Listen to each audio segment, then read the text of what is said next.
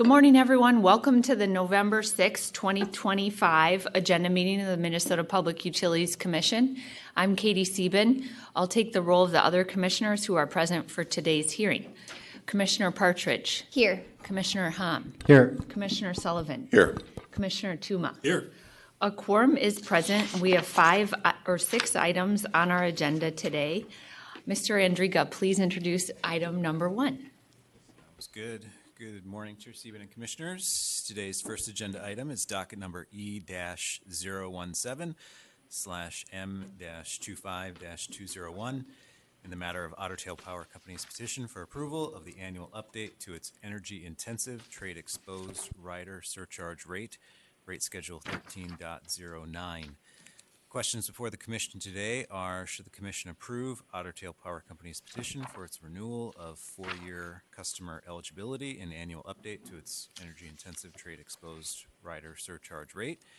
And should the Commission approve Otter Power Company's request to submit its EITE update annually, beginning with the April 2026 filing? Staff and parties are available for questions. Thank you. Okay, thank you. We'll start with questions for Otter Power, and the company, or excuse me, the department is coming forward. And Mr. Stephenson, I see you're online. Will you please identify yourself and the other parties from Otter who are on for this item? Or the other people can. Sorry, I don't have the list in front of me of who's on each item, so you're just going to have to all state your name for us. Good morning, Chair Sieben. Kerry Stephenson on behalf of Otter Power Company, and I'll let the other Otter folks provide their names. Paula Foster on behalf of Otter Power Company. Jordan Salut on behalf of Otter Power Company. Brandon Johnson on behalf of Otter Power Company.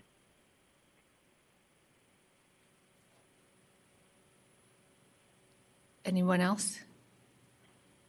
No, Chair Sieben. No, okay. And then on behalf of the department, good morning. Good morning, Chair Sieben. John Kundert, representing the department, and I think there's at least one other department employee that's online, so I'll let her introduce herself. Hi, good morning, Chair Sieben, Commissioners. This is Lynn Bear representing the department as well. Okay, thank you. Commissioner Tuma, did you want to begin with questions? No, Madam Chair, I do not have any questions. I do have a motion and a statement before the motion, but I'll let the commissioners, if they have questions. I had a chance to review it. Are there other questions from commissioners? Then go ahead, please, Commissioner Tuma. Madam Chair, I'll move decision options 1, 2, 3, 4, and 5, approving the modifications and the amounts that were presented to us in the briefing papers. Mr. Andringa, they were good. Department, thank you for your analysis. I appreciated it. If you recall, when this came up, I dissented to approving the EITE, and it was because I was very, very concerned that we would have our rates being used for economic development. That's not what our rates are for. Our rates are to be evenly distributed without giving preference to any particular business or clients or class. That's foundational right from the 1880s when we were first created, the 1870s, foundational to what we do. And so I'm not a big fan of this, but I appreciate how Otter has managed this. They have not gone crazy, causing 17% increases to residential ratepayers, which would have happened from MP. I see we have somebody from MP in the back that was here during that debate. He doesn't want to be acknowledged, so I'll let his name not be mentioned.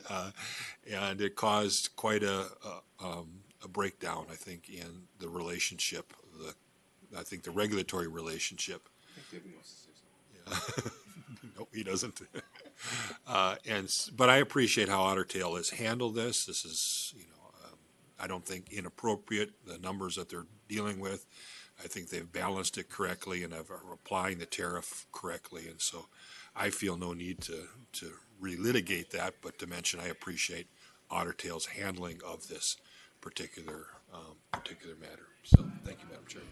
Commissioner Tuma, I appreciate that and remember the debate well, and also just think it's a good reminder for all of us that sometimes the legislature passes things that aren't always super helpful for the commission to either implement or effectuate in this case.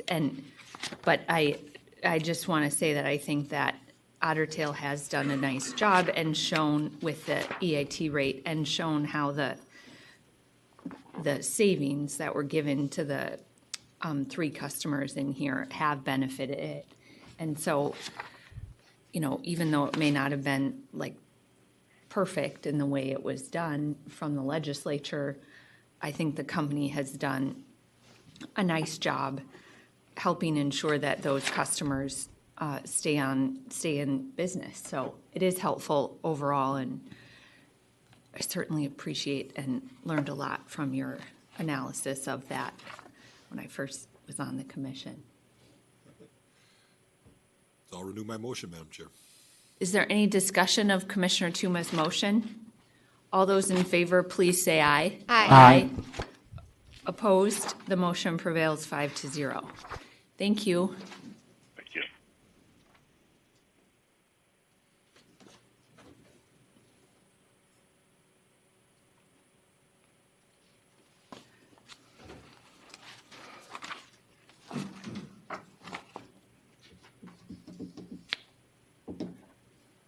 Mr. Mohammed, good morning. Will you please introduce item number 2? Good morning, Chair Sieben, Commissioners. Item 2 on the agenda is docket number E-017/M-25-253. In the matter of Otter Tail Power's petition for approval of thermal technology market energy rate section 14.16. The question before the Commission is, should the Commission approve Otter Tail's thermal market energy pricing riders? Staff and parties are available for questions. Thank you. Great, thank you. And again, we can do introductions or appearances on behalf of Otter Tail and the department, please. Good morning. Please state your name, Ms. Donofrio, for the record. Good morning, Madam Chair. My name is Lauren Donofrio. I represent Otter Tail Power Company, and with me is Amber Grenier. Good morning, Ms. Grenier. Is anyone on for the department? I don't see anyone, so if we have questions, we'll figure that out as we go. Who would like to begin with questions? I don't have, if Commissioner Hom wants to go, but I can go right after him. Thank you, Chair Sieben. Okay, so this is a question to company. This is, I think, a new, and I hopefully it's innovative, but I have one concern that is a potential reliability issue. That is, this customer is supposed to be curtailable and interruptible, and they are not going to be firm customer. Am I right? Madam Chair, Commissioner Hom, that is correct. Okay. Being said, what mechanism do you have making sure that this customer is not taking any service when Otter Tail system or MISO system is at the critical peak?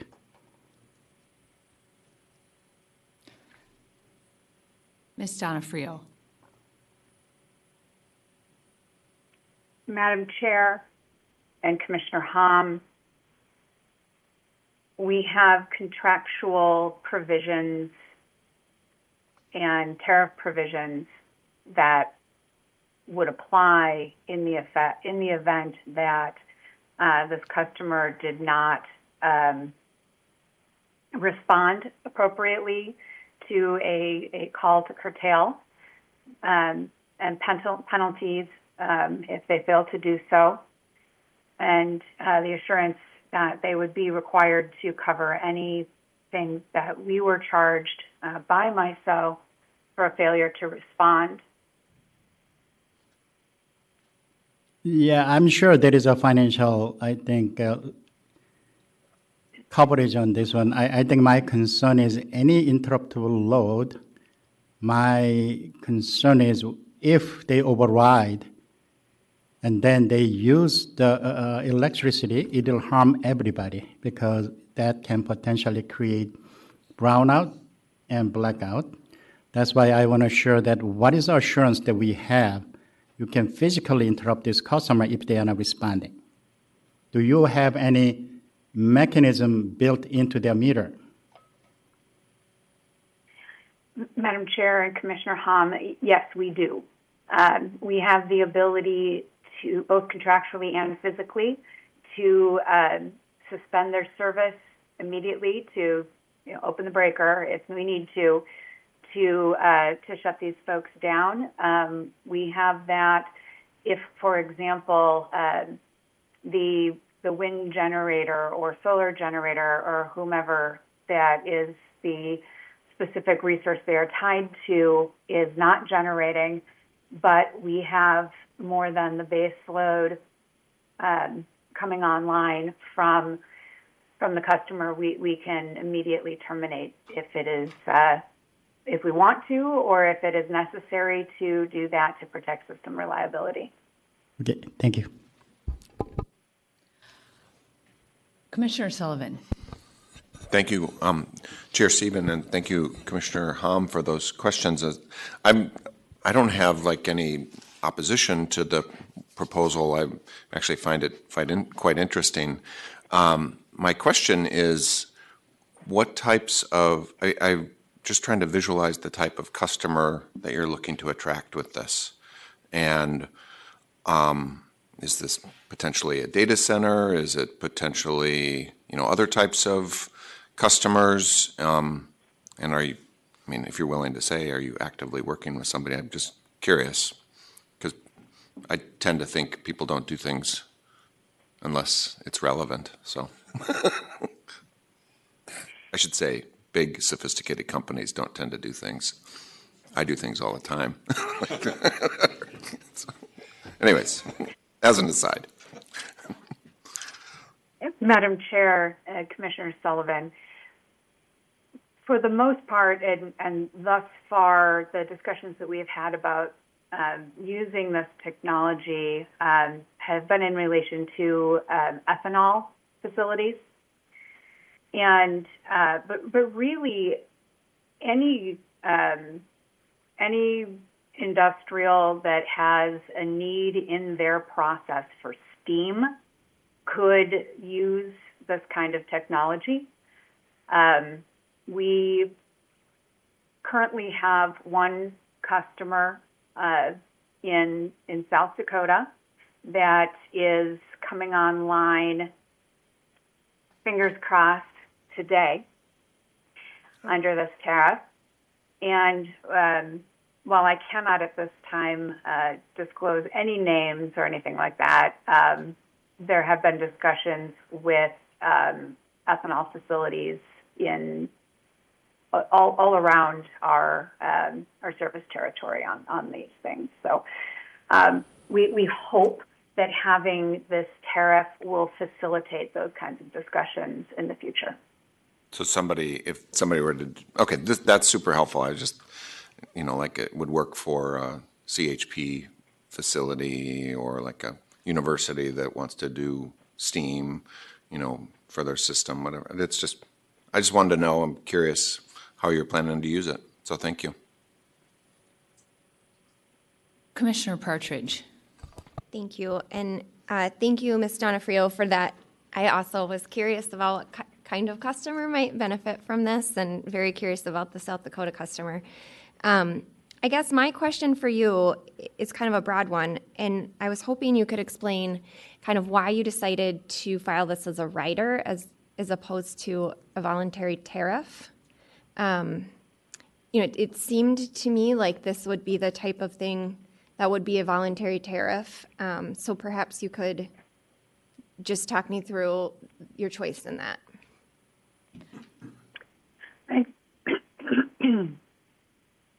Madam Chair and Commissioner Partridge, I'd like to turn that question over to Amber Grenier.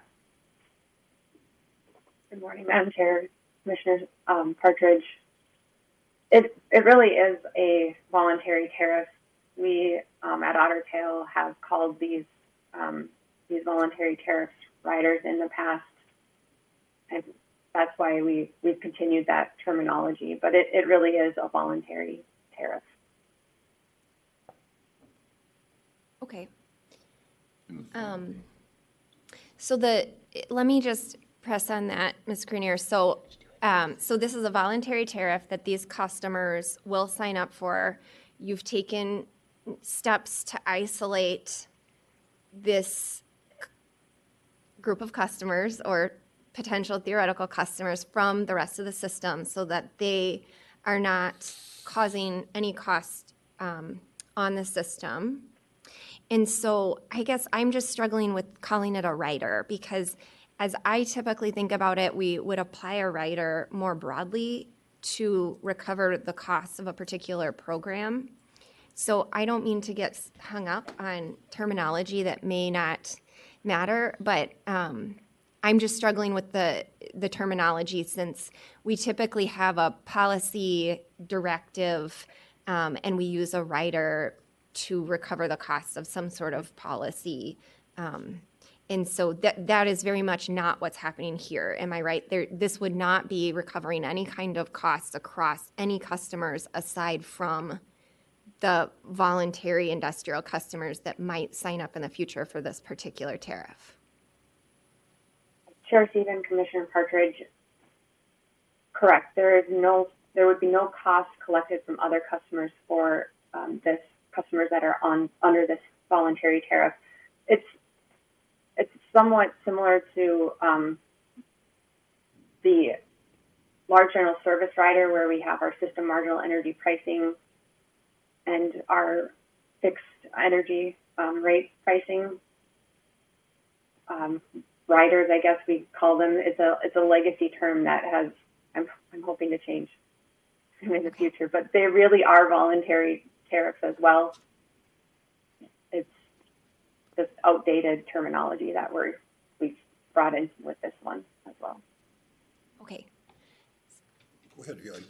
Well, I will just say I'm comfortable with that, and I know, Ms. Grenier, that you are relatively new in your position and probably have many things I've heard you say over the course of multiple hearings that you're still kind of cleaning up. I think changing, rider has different connotations for me, and so understanding that this is a voluntary tariff that has been labeled rider makes me feel better about it, and I feel comfortable. I think it's a pretty innovative and interesting offering and promising for probably multiple types of customers who might use steam for heating, cooling, whatever it may be, processes. So I'm comfortable with that, but I just wanted to clarify what exactly it was, and then that's all I have. So thank you.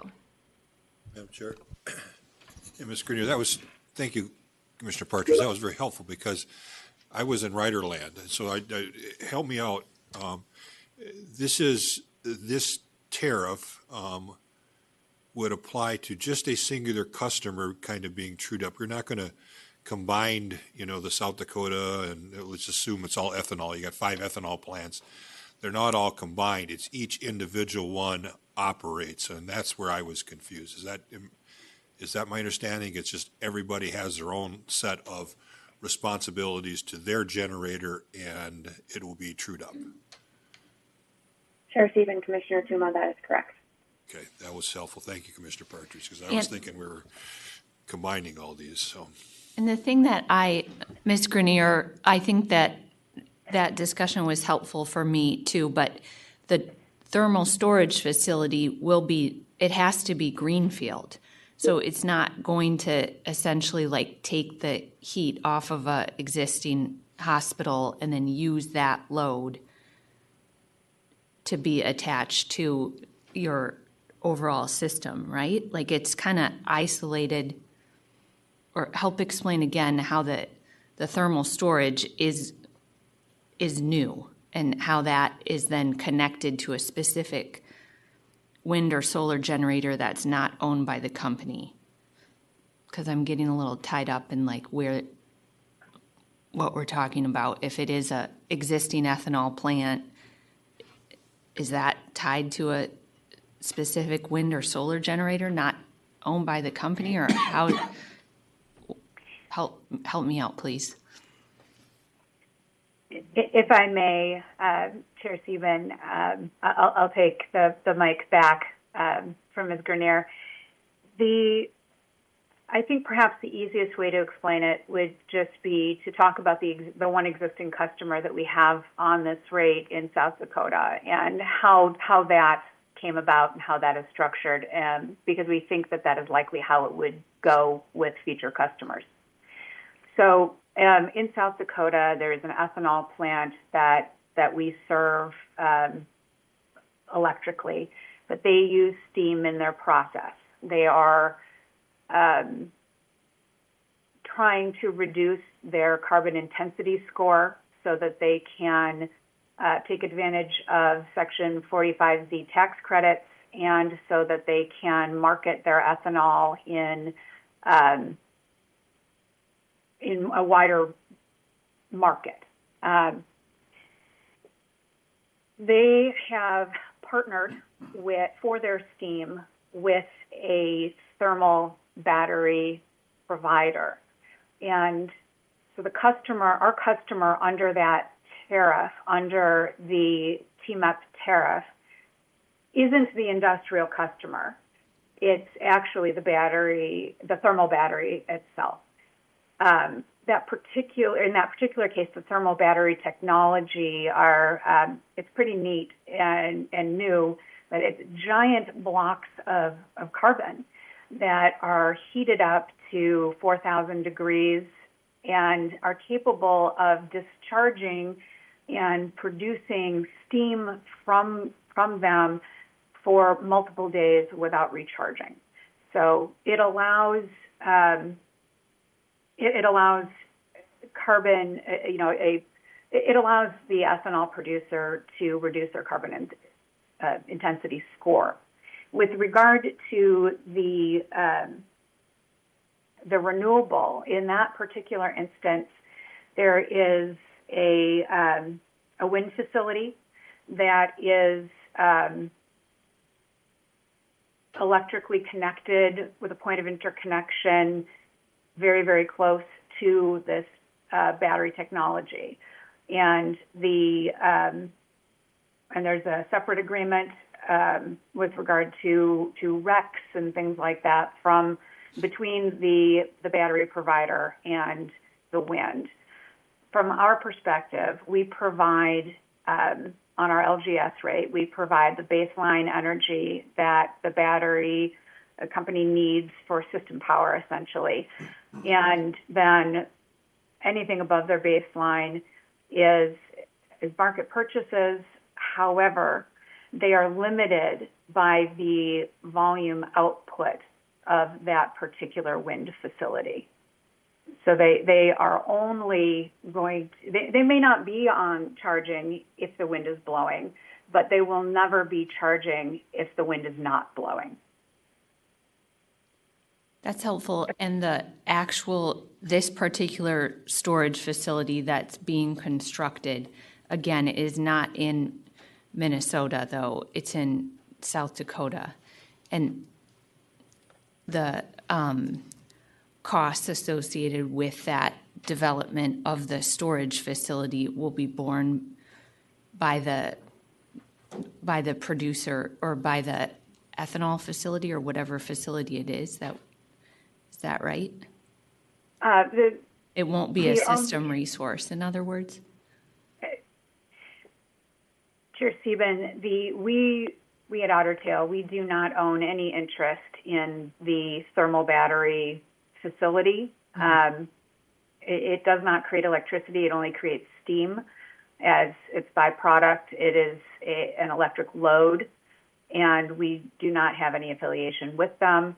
They are a customer, and so they are not a system asset. They only provide steam through a direct pipe to this ethanol facility, who happens to also be an electric customer. But hopefully further by petitioning us to develop this TMEP rider, like we will see other types of these projects in your jurisdiction in Minnesota? Chair Stephen, I cannot say that we will, but we are certainly hopeful. Minnesota is, I think the 5th largest producer of ethanol nationwide, and it's something that's very close. There's a lot in Minnesota, and so there's a lot of opportunities for this technology. Our South Dakota thermal battery customer, this is the first commercial application of this new technology. It has only previously been demonstrated at 1 megawatt, and this is it's a 150 megawatt load. So it's success will hopefully breed success, as they say. Commissioner Hom. Thank you, Chair Sieben. So this is a potentially non-transmission alternative to manage congestion and potential curtailment in your area, right? Madam Chair and Commissioner Hom, yes. Certainly the area in South Dakota where this is located, there have been some issues with wind curtailments and things like that. And certainly, I think the hope for the wind facility is that having a load so close to their point of interconnection would provide a natural sink for their generation, and so they would experience less curtailment. But that is not our primary purpose for doing this, but it is hopefully. I think for the wind generator, I think they are hoping that will be the case. Yeah, I think that's an additional benefit you didn't consider, but I think that's a potential additional benefit because based on the tariff, how I read and I understand this business model, these guys only charge or warm it up during when the price is very, very low because that's how they can make money. So that is a typically time you have a congestion and potential curtailment because the wind is blowing really hard. So hopefully that helps to relieve some of the congestion and curtailment in your area without building additional transmission line, right? Madam Chair and Commissioner Hom, we certainly hope so. Okay, thank you.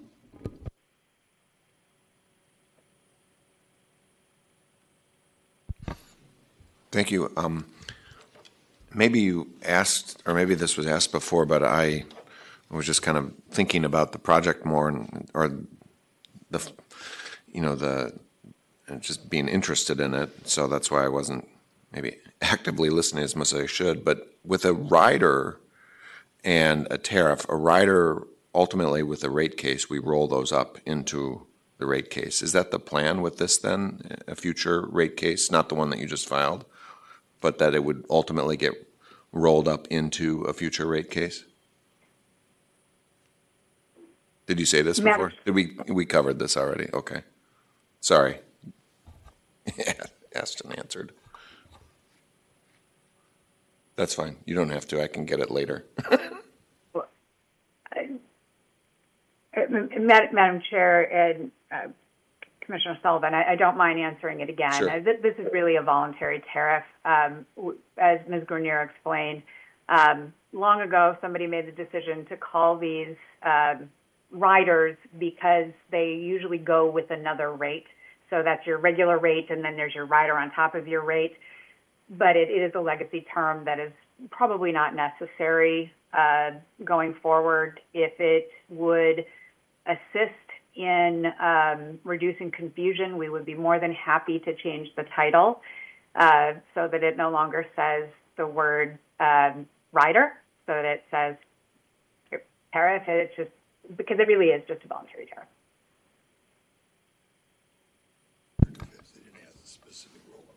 They didn't ask the specific roll-up question. That was my specific question. It's my great fear is that it doesn't roll up because it would not roll up.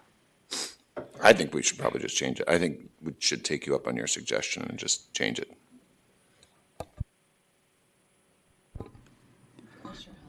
Thank you, Chair Sieben. In the case, I saw your attachment that Section 14 has a bunch of voluntary rider section in your tariff. So you may want to do it since you have a pending rate case. So during the rate case, can you change the language and based on today's discussion that I don't know, I didn't count, but there's some skip. So I cannot just say this is because 16 doesn't mean you have a 16, but there are a bunch of it, right?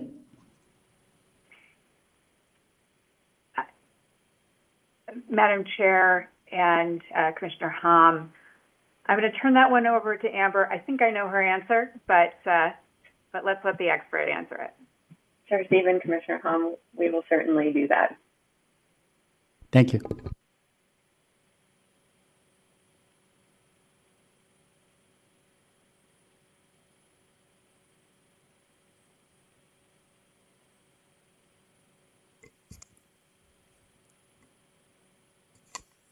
Chair Stephen, Sydney Lieb for the Minnesota Department of Commerce.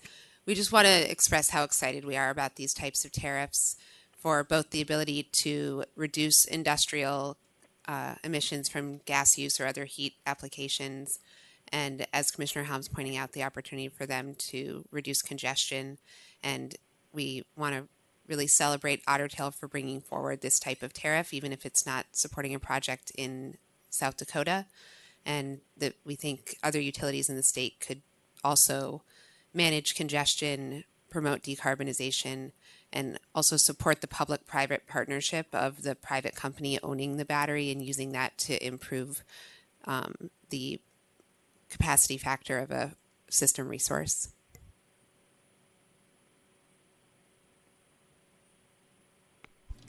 Thank you, Chair Stephen. I would like to move decision option 1 and 2. Commissioner Hom moves decision options 1 and 2. Is there any discussion? Hearing none, we'll vote. All in favor, please say aye. Aye. Aye. Opposed? The motion prevails. I was voting on the prevailing side. I just forgot to say it. Forgot to say aye.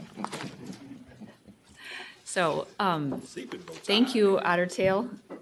Thank you. And Mr. Mohammed. The next item is agenda item number 3, which we'll start in a minute here.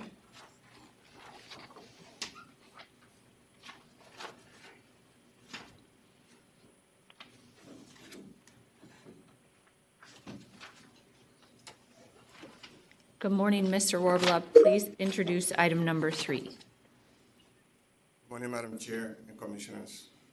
Item number 3 is docket number E017M25218 in the matter of Otter Tail Power Company's petition for approval of a transfer of property, a 1.5-mile portion of the Lake Ardoch to Oslo 115 kilovolt transmission to Minnkota Power Cooperative. Excuse me.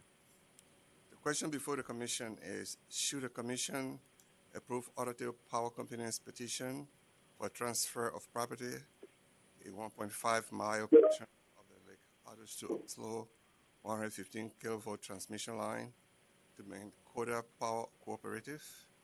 The parties are available and staff is available to answer questions. Thank you. Okay, well, do we have questions for Otter Tail or Minnkota, commissioners? Good morning. Those of you who are online for this item, please introduce yourselves. Ms. Donofrio, we can start with you. Thank you, Madam Chair. My name is Lauren Donofrio, and I am counsel for Otter Tail Power Company. I do have on the phone, but I do not think he has video, Mr. Dylan Stupka, should we have any technical questions. Okay, and Ms. Campbell, I see you. Good morning.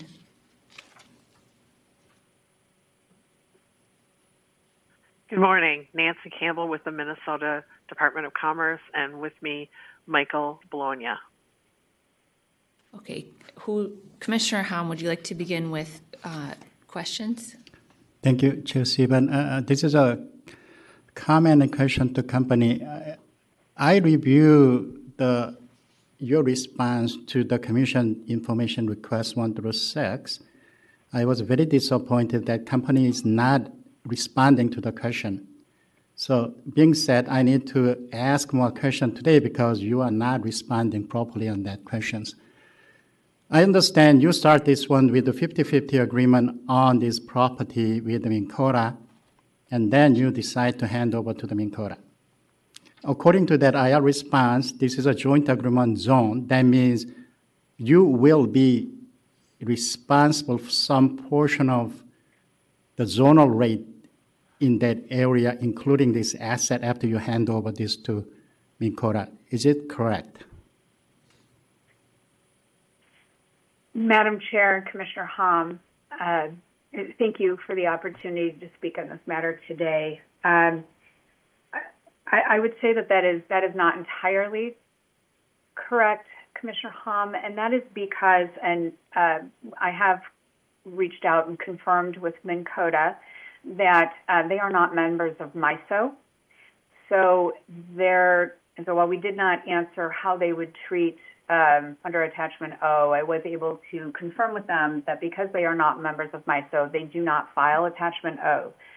So the use of the portion of the asset that we are seeking to transfer to Minnkota, our usage would be covered under the parties' integrated transmission agreement, or ITA, and we would not incur additional costs for usage of that. So you said it's on the joint agreement zone. So you are using Minnkota's system in that zone, and Minnkota is not charging Otter Tail any price using their service? Madam Chair, Commissioner Hom, the way that our ITA is designed, there is a monthly calculation that takes into account each of the parties' relative percentage of investment in transmission within the ITA area and usage. Because Otter Tail's investment percentage-wise is much higher overall than Minnkota's, at this point in time and for probably the foreseeable future, the result is that Minnkota pays us each month under that agreement. Thank you. What is the Minnkota's rate of return when you are calculating those numbers? And then when you are netting it, what ROE are you using to net it?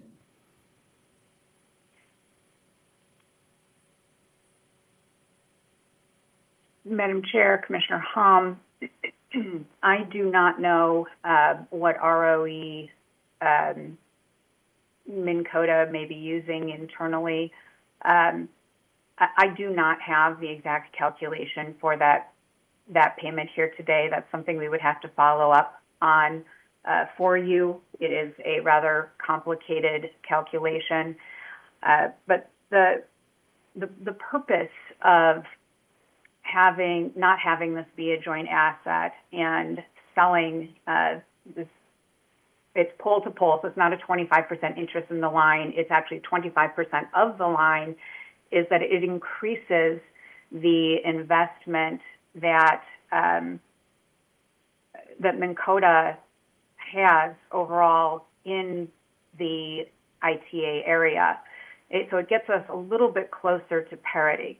We have found over time that the amount that we are being paid under the ITA is insufficient to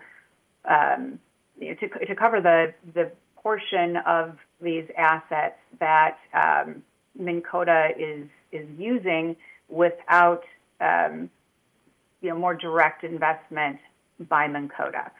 So this was designed to, instead of exacerbating that problem, when we have something new that we have to build at this point, this mechanism allows for Minnkota to pay its fair share and ensure that our customers are not subsidizing the transmission system for Minnkota.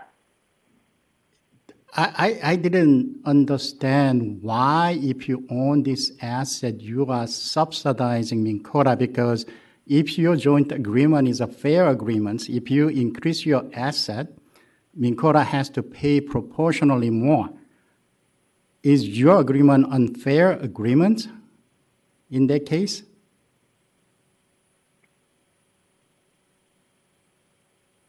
Madam Chair and Commissioner Hom, I would not say that it is an unfair agreement. What I would say is this is an agreement that was entered into a very long time ago, and it was envisioned that there would be parity, that there would be 50% investment from Minnkota and 50% investment from Otter. And over time, it has just not shaken out that way. So we have been looking for ways to ensure that we are covering appropriately the benefits and the costs that should truly be borne by Minnkota customers instead of by Otter customers. And because this line, if we were to own 100% of it and pay for 100% of the capital cost, the increase in the payment that we would receive from Minnkota under the ITA would be far, far lower than the investment that Minnkota is making in this line, which will include their responsibility to maintain that line going forward. Yeah, to me, it sounds like we need to revisit your agreement with the Minnkota. Some portion of the contract is fixed in some degree. So to meet that fixed term, you are flexing other term. But do you agree that your rate of return at the state is a lot lower than your rate of return at the MISO? So when you are charging your transmission service to external entities such as Minnkota, you have to charge at higher rates, right? Chair Sieben and Commissioner Hom, yes, that is correct. So when we, in really all of our transmission assets, investment that we make that is included in base rates, our customers would be incurring just whatever the state-approved ROE is. However, when we receive income revenue from transmission assets from MISO or any other entity, we presume the FERC ROE applies. It is higher, and that is passed on to our customers, so they get the benefit of the differential in the ROE. Okay, thank you. Yes, currently MISO ROE with the most recent decision is 10.48 if you claim this RTO adder, right? Which is about 100 basis points higher than your state ROE.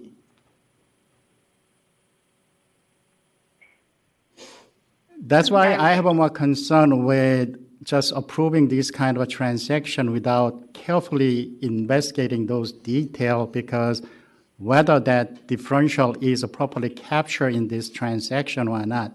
But sounds like you already had a deal with the Minnkota that rather than you are charging each other, you agreed to have a 50-50 investment, and you rebalance it using future investment to rebalance that rather than you charging each other.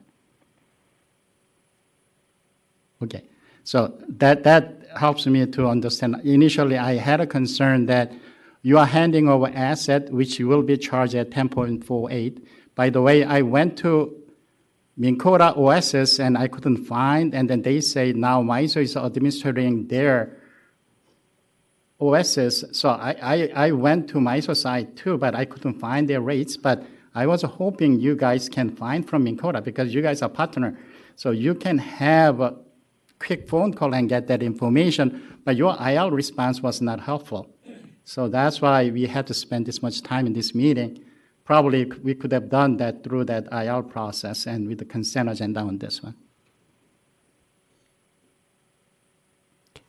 I think I'm done. Thank you. The lesson learned is it's always helpful to be more expansive in your explanation in response to IRs than sometimes I think we get back. Don't we see that a lot, commissioners? Okay, other questions? Commissioner Partridge. Thank you, Chair Sieben. I had one clarification, and I think I have the answer to this, but wanted to just have you confirm, Ms. Donofrio, if you can, that you have filed for cost recovery in the transmission cost recovery rider docket, and that amount corresponds with this 75% that you're requesting here, the 75-25 split. Is that right? Madam Chair, Commissioner Partridge, yes, that's absolutely correct. Okay, wonderful. That was my clarification question, and I don't have any more questions. Does anyone have a motion? Can make a motion. Commissioner Partridge. Thank you, Chair Sieben.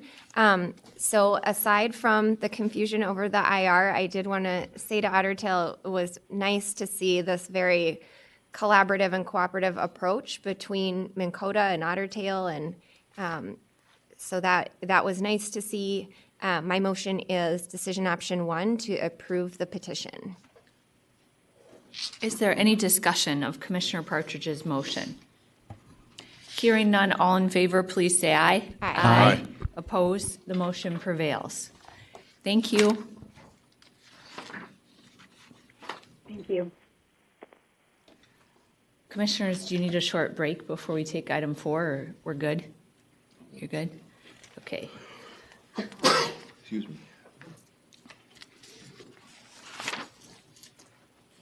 Just give Ms. Bump a forewarning that she might want to join us at the table, so. The parties here can come forward for this as our staff comes forward to introduce it too.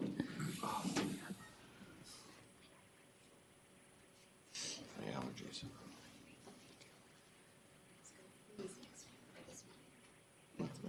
It's going to be a hard freeze. More attractive. Less red. Mr. Labby, good morning. Please introduce item number 4. Good morning, Chair Sieben and Commissioners. Item number 4 is for docket number IP 6728/WS-09-553 in the matter of the site permit for Elm Creek Wind 2 LLC 150 megawatt project in Martin and Jackson counties. The questions before the Commission are: should the Commission issue an amended site permit for the repowering project? If the site permit amendments are authorized, what additional conditions, if any, should the Commission impose? And are there any other issues or concerns related to this matter? Staff notes one minor correction to the briefing papers. Decision option 3 in the briefing papers states delegate authority to Executive Secretary to modify the findings of fact and conclusions of law and route permit to correct any typographic and formatting errors to ensure consistency with the Commission's order. The corrected version reads, delegate authority to Executive Secretary to modify the site permit to correct any typographic error and formatting errors and ensure consistency with the Commission's order. I have no further remarks, but I'm available for questions. Thank you. Thank you, Mr. Lobby. We'll begin with appearances, starting on my right.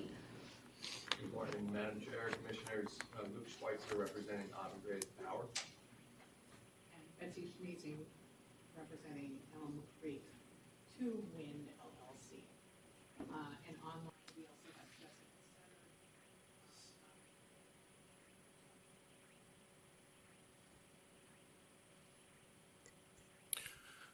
Morning, Your Honor. Rich Davis, Commission EIP staff. Just pretty honorable. Sorry. Good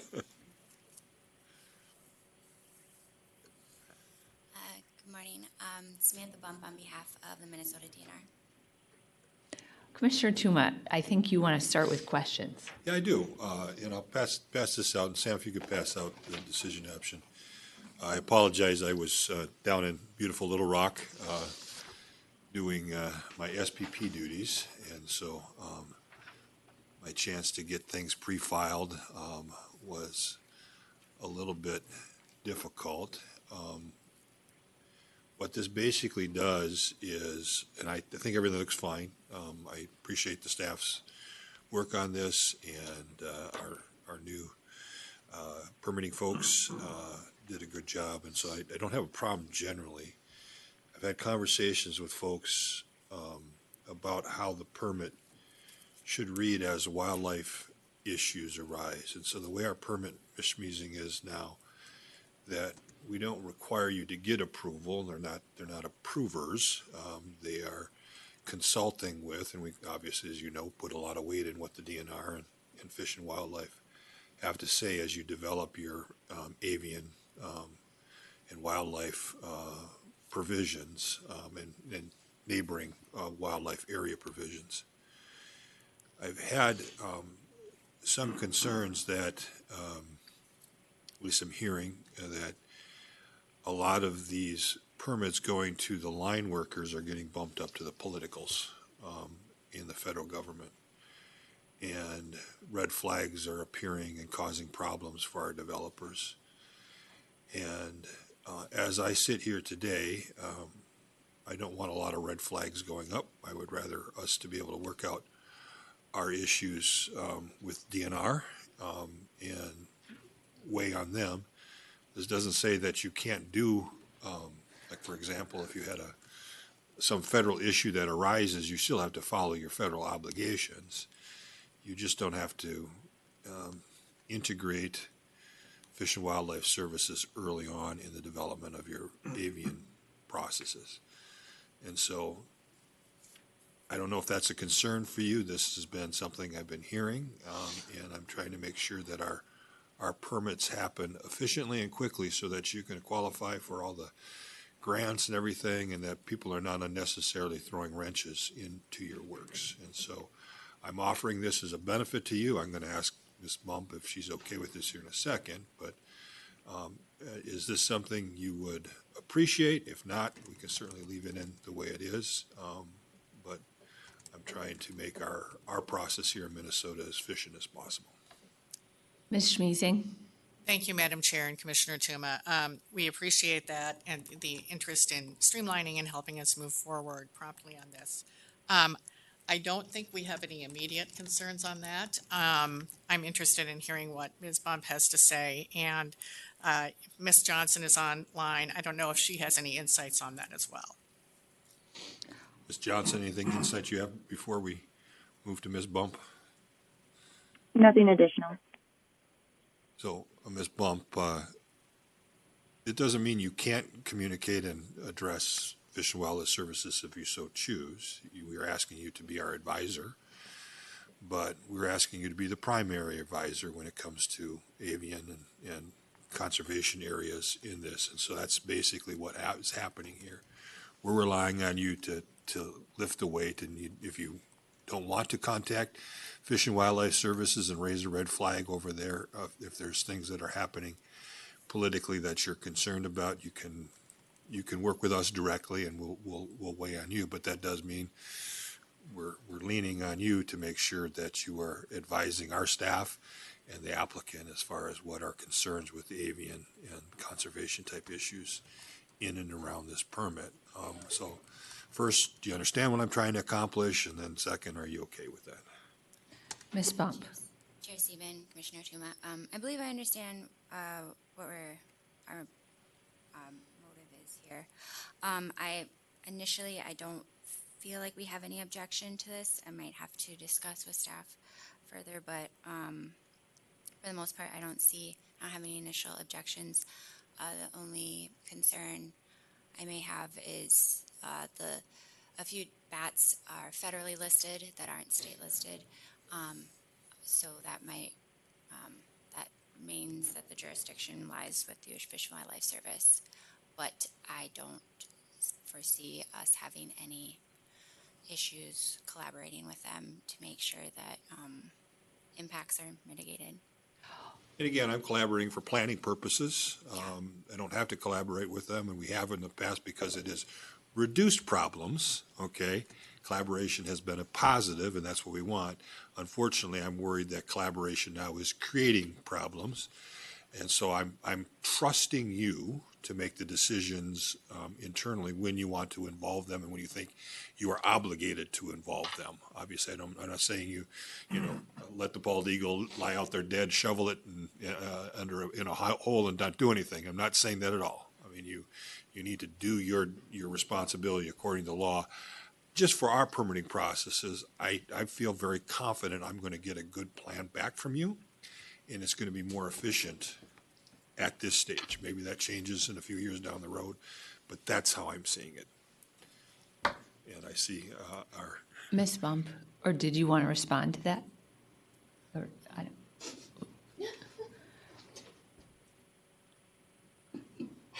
Please, Mr. Davis. Mr. Davis. Madam Chair, Commissioner Tuma, thank you.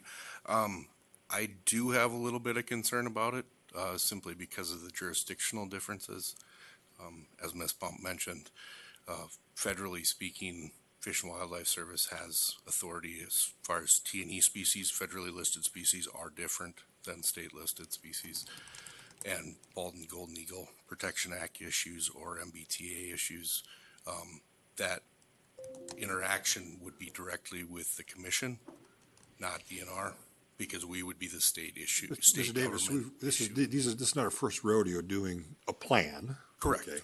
And so I assume the planning process is going to be pretty standard. We're going to know what that plan is to deal with bald eagles and golden eagles as far as the plan goes. So our permit will protect them. If something does happen to a bald eagle or a golden eagle, I expect it to be reported. That's our expectation. To who? So, to the state? To the federal. Because they're federally listed. And there's some bats that are federally listed, so that those would have to, we're going to involve them in enforcement, but I don't have to involve them in developing a plan. It has been good in the past to involve them in the plans because they've been very good at the line level of providing good information for us. But so I'm thinking this is not our first rodeo at this. We can develop a good plan on how to deal with that and how to inform the federal government without necessarily getting them involved in the front end and possibly throwing in wrenches in the works, is my concern, as it gets bumped up from the line staff to the political. And that's a concern that I'm seeing. I've heard that from different areas, that they're worried about these things just getting stonewalled and slowed down, and because we create this obligation for you to consult, they're going to use that consult as a way to filibuster a permit. And so I don't want a permit to be filibustered by the politicals if we already have a very good solid foundation of what we need to do to protect the birds and the bats going forward. And so that's what I'm thinking. Mr. Davis. Madam Chair, Commissioner Tuma, part of that, I guess, I'm not too concerned with that because permits from the feds on projects like this are voluntary. They're not a mandatory until you have a strike. If you have an eagle strike or an endangered species strike, then you pretty much have to get a permit if you want to continue to operate. Right. but typically that's handled, other than that, there's no federal approval.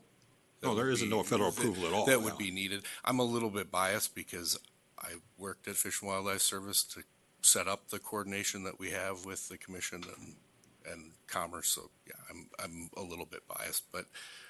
And it's been excellent, by the way, Mr. Davis. I think our relationships have been very good to this point. I'm just hearing rumblings that it hasn't been good, and I'm trying to make sure we're not slowing down our processes in getting permits, because I'm having their staff chase around after somebody to try to fill out a form to say we talked to somebody, and it gets filibustered, and it slows down the process. Correct. And I've talked with Fish and Wildlife Service biologists. They essentially, well, right now they're not doing anything with projects that come in, but when they're not getting paid. Yeah, when they're back on the clock, these are essentials. They don't respond to emails that come in. They keep track of emails that come in on renewable projects, but they don't. If they want to talk about them, they actually pick up the phone and call us, because they don't have records of what's going on in a lot of cases. But I'm not going to name names. So, and I don't want to name names either. I'm just worried that our process gets slowed down because it's getting bumped up to people who are not the scientists. Yep. And I would leave it to the permittee probably as to what level of risk or concern they have, because just as a general reference, a lot of the stuff with Fish and Wildlife Service and law enforcement, say if you do have a strike of an eagle or T&E, a lot of that comes back to how well you coordinated before it happened as to how much they enforce and how much they go after you. So I would leave that to their side of, as far as if this language works for them. And with that discussion, Ms. Wait, Measing. can I ask you a question, Commissioner Tuma, just to make sure, because this is the first time we're seeing it, but just to make sure I understand your intention, it's not to change any of the federal requirements around U.S. Fish and Wildlife Service that are mentioned here, that those federal requirements will still exist, and they will. We're not pushing back against and we're that. also not changing any reporting requirements. So if there is a bird strike, it will still, federal law still exists. It will still be reported under federal law. But I think what your amendment is doing is basically changing the pre-consultation checkoff that's required on these conditions that are listed from the federal government. And so if that's like your understanding, and you could also like make the case, and Mr. Davis brought it up, it might be a good thing for us to do given the federal government shutdown too. Like, it's not changing any requirements on the applicant except to check off those pre-consultation meetings, which probably aren't happening now because of the shutdown, but the requirements for the site permit will still stand going forward and be in our permit. Yeah, they'll be. I believe they'll be as robust as they were before. It's just only Ms. Bump and her team that we have to get the check off from, or they have to get the check off from. For our permit conditions, they're still obligated by federal law, and that's accurate. And my back to the applicant, as you've heard the conversation here, this is the first time we've had this conversation. It has come up basically from things I'm hearing outside of this docket, and I'm laying it out in front of you. If you're comfortable with it, this is kind of a direction I want to go pretty much with all of our permits for the near going forward, just so that we are clear on what you need to check off with us. And so now you've heard the conversation. Are you still comfortable with the? Thank you, Chair Sieben and Commissioner Tuma. Really appreciate Mr. Davis's comments and insights there. So one way to, I hope, accomplish what you're trying to do, Commissioner Tuma, and also ensure that we are meeting our obligations would be perhaps to remove the coordination requirement in section 7.5.1, but leave in the requirement to file a copy of the plan with the Fish and Wildlife Service. I don't read 7.5.2 as requiring an approval. And then also leaving in place the requirements to provide electronic copies to the DNR and the Fish and Wildlife Service for incident reports and immediate incident notifications. Okay. Why don't we take a break, Madam Chair, so I can have our staff figure that out, because I don't know if I could draft that on the fly here right now. Yeah, and I think Ms. Bump and Mr. Davis had comments before or wanted to raise other issues. Thank you, Chair Stephen. Commissioner Tuma, you mentioned this being a precedent setting and continuing this type of permit modification for future permits. I would appreciate time to discuss with staff and to address any potential implications this could have. I don't foresee any currently, but I don't know if I'm comfortable saying I'd love this forever currently without digging into it more. That being said, I appreciate addressing the political sensitivity that we're dealing with the shutdown and everything else. But I don't know if we want to completely cut them out in the future without discussion. And I'm not saying you have to, I'm trying to just make sure that when we check the box, if you choose not to, they can check the box. And that's right now, they have to say, we have done the consultation. I'm okay with them just consulting with you. And if we can get the language as the applicant will like it. I'm comfortable with that from our permit standpoint, but I'm not telling you what to do as far as consultation with the federal government. You have to make your own decisions as a separate agency responsible for these things. And so I want you to understand, I'm not telling you how to run your office. I'm trying to just reduce the amount of boxes they have to check in what I think is a political difficult moment of time in this space. So, Ms. Bump, I guess people online couldn't hear your what you just said, and so if you could just repeat it briefly that you want it. Well, I won't put words in your mouth. Please repeat what you said a little bit louder so folks online can hear. Thank you. Sorry for that. I was hoping to discuss more with staff before we decide to agree that this is precedent setting for future permits. Maybe more of a trial. And Mr. Davis. Thank you, Madam Chair. I just wanted to clarify a little bit on your statement of that it would affect the pre-planning stuff only. Mm-hmm. That permit condition 7.5.4 on immediate avian and bat incident notification is an operational requirement. So it's during operation of the project when they find a fatality. They're required, the language in that condition specifies that they have to notify commission staff, DNR, and Fish and Wildlife Service. And you would still want, if someone's there to make those reporting, you'd still want to get that coordination. Yes. And we don't want to delete that requirement or waive it. We just want.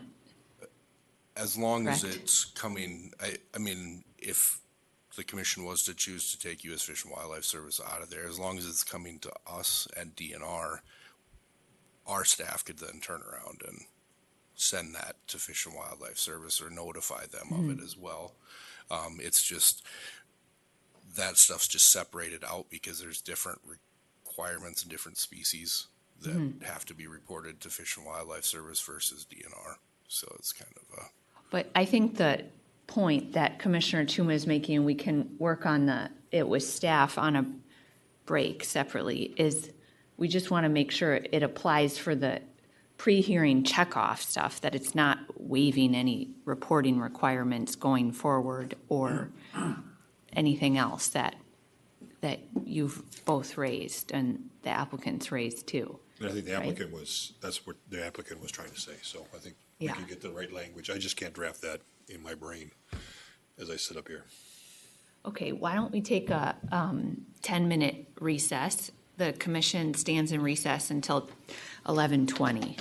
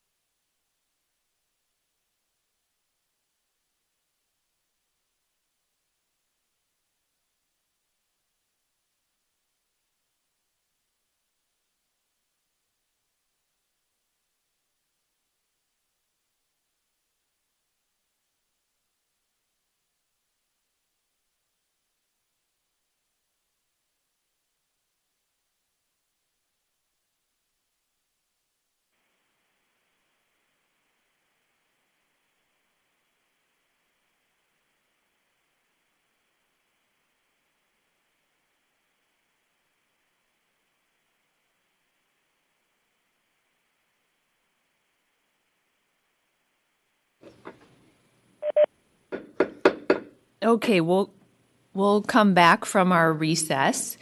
And Commissioner Tuma, did you have time to work on the language with staff? I think staff has, Chad has some language for us, Mr. Graham. So this is what they talked about. Again, it would be removing the necessity to consult, but keep the requirements that if there is something that happens, which was never my intent to take that away, but if they feel more comfortable with this language as far as the permit goes, I am satisfied with a good step forward in this unprecedented times. And I would indicate that I don't want our permits to be slowed down if you're getting, from our staff, if you're getting slow walked by folks. I trust our DNR to give us good advice as far as what we need to continue to do. And so, but this will be my added motion when we get to that point. And so essentially, sorry to cut you off there, what it would do is just impact that pre-hearing coordination that takes place, but all of the reporting requirements and other things that are mentioned in here are either taken out or not going to be impacted. And I'll look to Mr. Davis. Is that your understanding? You've been Mr. on this Davis? for a while, so. Madam Chair, Commissioner Tuma, yes, that's the way that I would phrase that. And, oh, sorry. I was going to say you're okay with how this is structured now? Yes. And Ms. Bump, this language, it's only for this site permit. You know, I'm not sure it necessarily needs to be precedential for other site permits going forward. If I may be offering it at other ones as they come forward. I'll Yeah. be looking at it, but who knows how.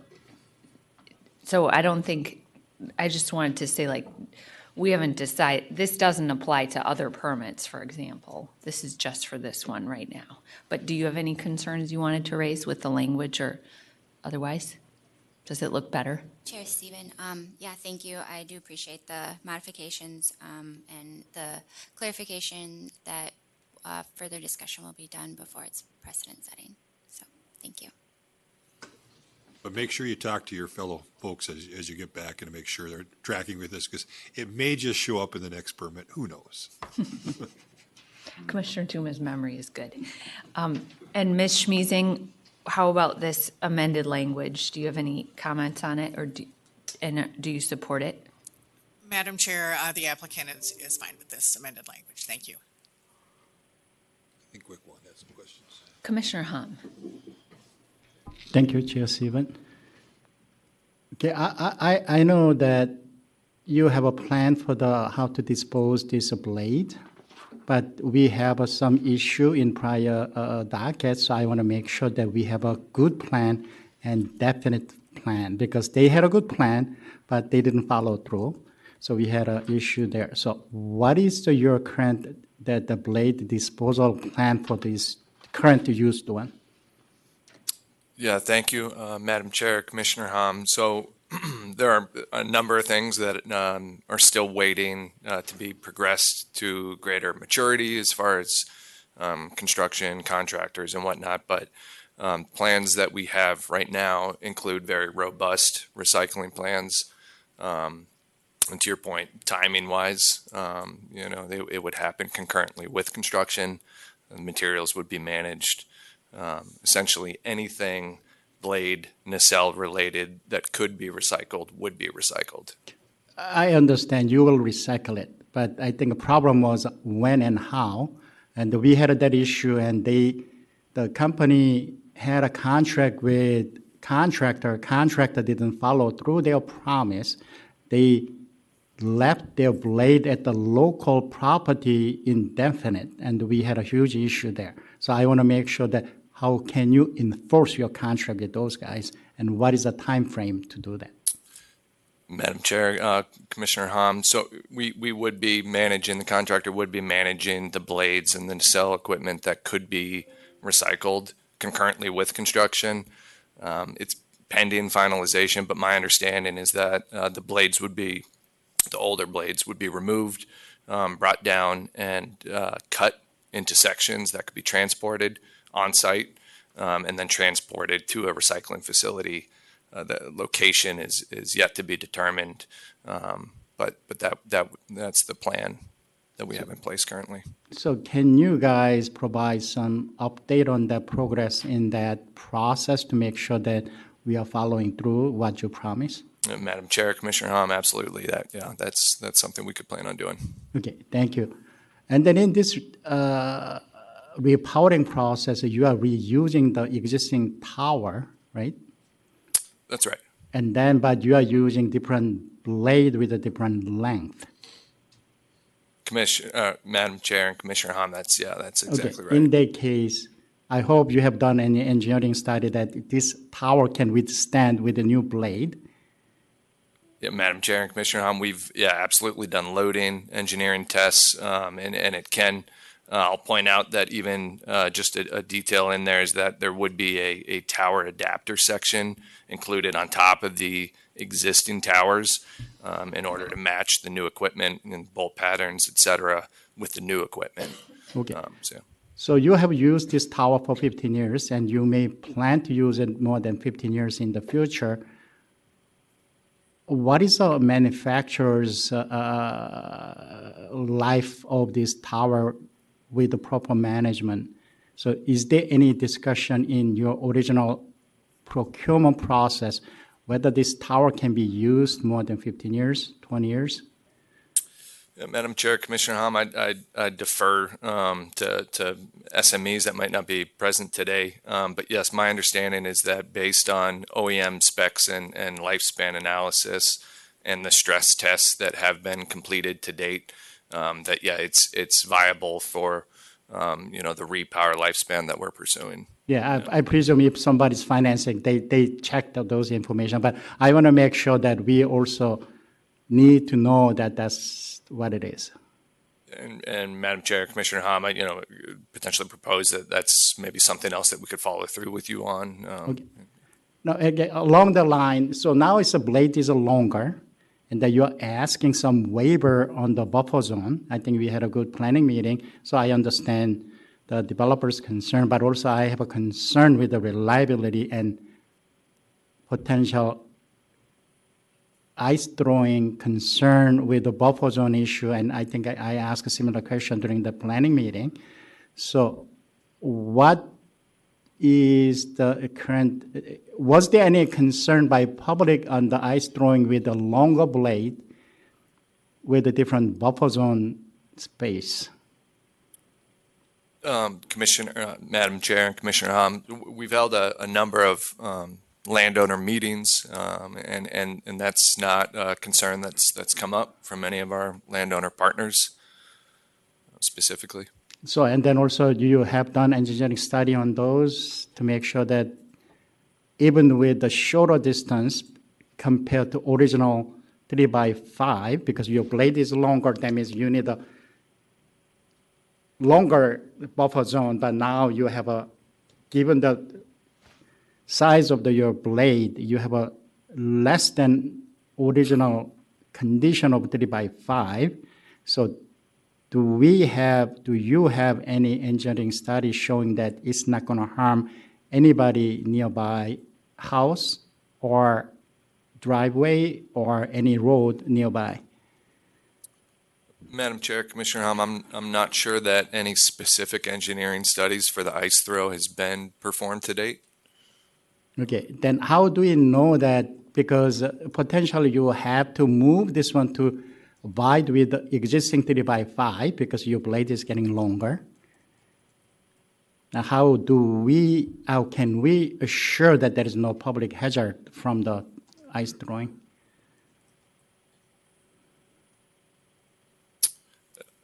Madam Chair, Commissioner Hom, I think we'd need to take a closer look at that specifically. I'm not sure if even distances of any ice throwing that's occurred to date is something that we have in hand to compare pre and post repower conditions. I think we'd have to take a closer look at that to be able to answer it to that degree. Okay, and then along that line, one more question.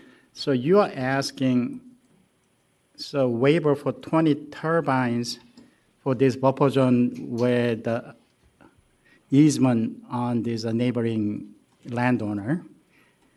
So you said, okay, after final best offer, you want to be waived and the buffer zone requirements or the whatever the requirement for the compensating wind right for those people. How do we know you will have a best and final offer if we give you waiver? Because bargaining power is totally shifting, we give you the waiver. Madam Chair, Commissioner Hom, we have documentation with all our communication with the landowners. We could provide that. And frankly, I think, it's stated that the best and final offer has been offered. But to be frank, we're in touch with these landowners on a regular basis. It is an ongoing, we're not shutting the door, so to speak, on these folks and that offer. Okay, so you already had the final best offer out there. So you're not going to change your behavior after if we give this waiver? Madam Chair, Commissioner Hom, no. I mean, I think from our standpoint, in order to continue those good relationships with these landowners, that's something that'll continue, frankly, in perpetuity. Okay, thank you. Mr. Davis, Commissioner Hom's question, is there a different setback for ice throw, like a set distance? I seem to recall in other projects that, for example, because of ice throw, we'd ensure that a turbine was set back X number of feet from a snowmobile trail, for example. Is there like a set ice throw setback in our existing permits that you know of? Madam Chair, we don't have any permit conditions that are specific to ice throw setbacks. We do have occasions where there are setbacks from snowmobile trails. Most like road setbacks are about 250 feet. Mm-hmm. I'd have to look into it, but ice throw it's relatively rare. We do have some conditions with some projects where if they think there's ice formation conditions that exist, they do shut down their turbines that are within, I think, 1,000 feet of roads until technicians can get out there and verify if the ice is cleared or not. So to Commissioner Hom's point about the longer turbine, which makes sense in my non-engineering head, that the ice could get thrown a longer distance because there's a longer blade, is that something that we should be worried about here in the existing repower? Because, like if we handle it sort of on a case-by-case basis now, just because there's longer blade length, is this something we should be worried about? Madam Chair, I can't specifically say on this project or without some kind of engineering modeling specific to that. As the applicant mentioned, I don't know of any records specifically with this project where complaints have been filed with us that there have been ice throw issues. Mm-hmm. I'd have to go back through the docket to see if there's anything in there. And Ms. Schmeezing, for you or the Avant Grid, like on the little bump out area that is in the new, they're now in the repower on the kind of like northwest side where there's the hash marks with the little bump out. That's a new area with participating landowners. Was that done because there's potential ice throw on the west portion of that blade that turbine that I can't see the number on? Perhaps, or do you know? Chair Stephen, I don't believe that was done. That was done to address ice throw specifically. I believe it, though, was because this was just to address the additional length of the blades. Is that correct, Mr. Switcher? Because of the existing 3x5 setback. Correct. That's correct. More or less. But I think, Commissioner Hom, one thing I'm talking through with you here is I don't know if it is necessarily the 3x5 setback, where if ice throw is a problem, that 3x5 would fix that. Rather, it would be a dedicated setback from each turbine, regardless of the turbine height, right? Like, isn't that the way our permits work? It's not the setback that determines the distance surrounding the turbines for ice throw, more or less. It is 3x5 is for different things, not ice throw necessarily. Right, Chair Sieben, that's correct. This is a wind access buffer setback to ensure efficient use of the resource and isn't set based on ice throw or anything like that. But because if we move forward with giving you the repower and you have longer blades, and there hasn't been an analysis of if it leads to more ice throw or accumulation of ice on blades, can we add a reporting requirement or something where if you start getting incidences of ice throw, we need to know about it, because that could affect the operation of the facility. And so I think it's an important issue to raise, but that might be a way to solve it now, is to have you report on ice throw or when there are incidents of it, and then we can start to see if the longer turbines are causing that or not. Yeah, Chair Sieben, I think that makes good sense. As we said, we don't have anything particular to offer as far as a study on this at this point, but that might be a good way to keep the commission informed about that issue and gather a little bit more data. Would that work for you, Commissioner Hom? Thank you. Yeah. Thank you, Chair Sieben. I am not used to and familiar with these details, so I just raised the question so other wise commissioner can give the answer. I think that's one of the good answer. I think we need to make sure that this repowering is not going to cause any potential public harms. I think if they can do some report, that'll do. And just one more thing. Oh, Mr. Davis, go ahead. Thank you, Madam Chair. I just wanted to mention that there is complaint reporting requirements in the permit. It's a monthly complaint report that they have to file, and even though the condition doesn't specifically say anything on ice throw, that's covered anyway. That would be the process or the report that we would be able to pick that up on. So we don't necessarily need to add new language. They're already going to report on it. Correct. Okay. And then, sorry. Commissioner Sullivan, go ahead, please. This is a question for Mr. Davis. This isn't the first time we've done a repower with facilities that are under the 3x5. What have we done in the past on this issue? Do we know, or maybe it's just the first time it's come up before the commission where we're thought to ask a question?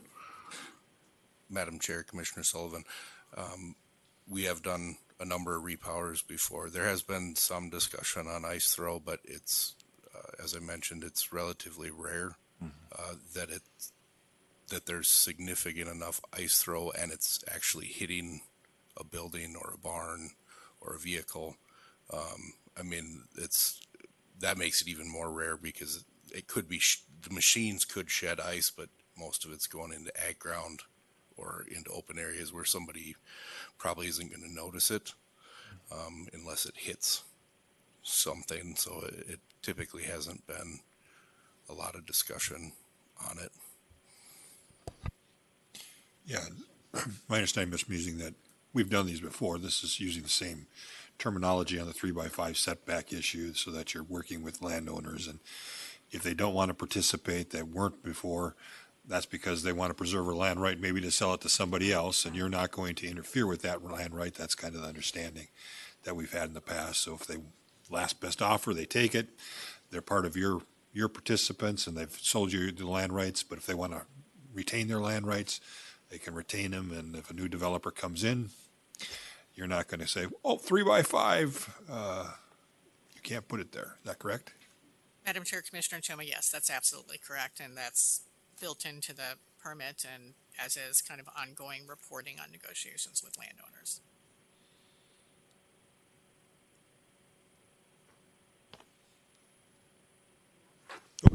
Anything else, commissioners?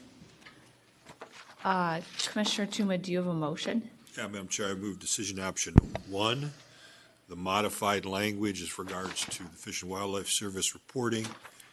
And then number 3 as modified by staff, covering the route and replacing that with site. Is the motion clear for everyone? Any discussion? All those in favor, please say aye. Aye. Aye. Opposed? The motion prevails. Thank you very much.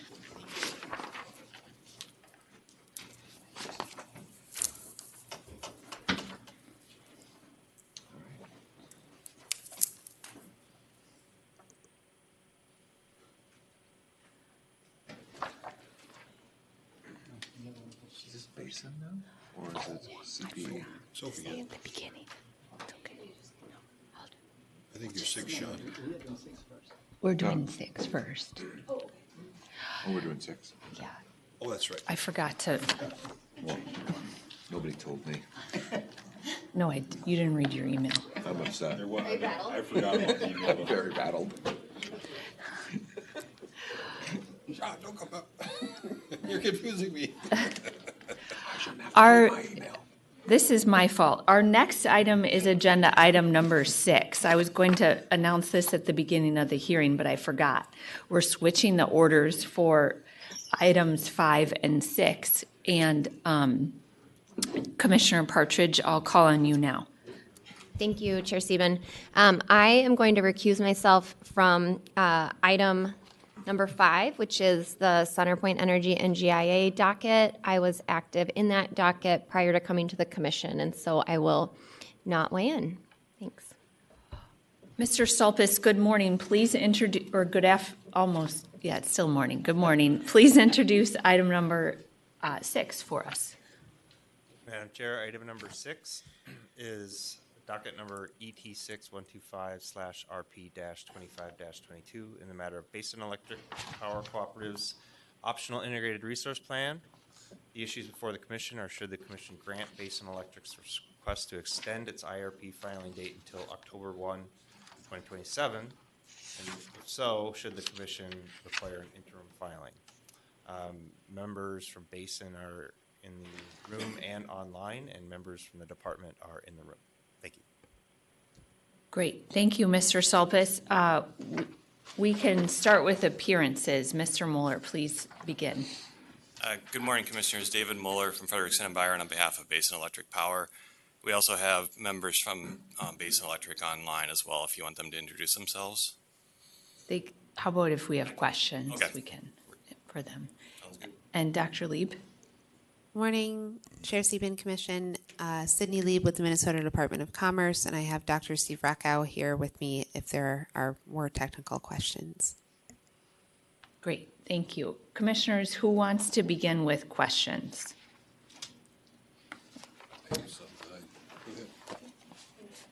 Commissioner Partridge. Thank you, Chair Sieben. My question is for the company, and it is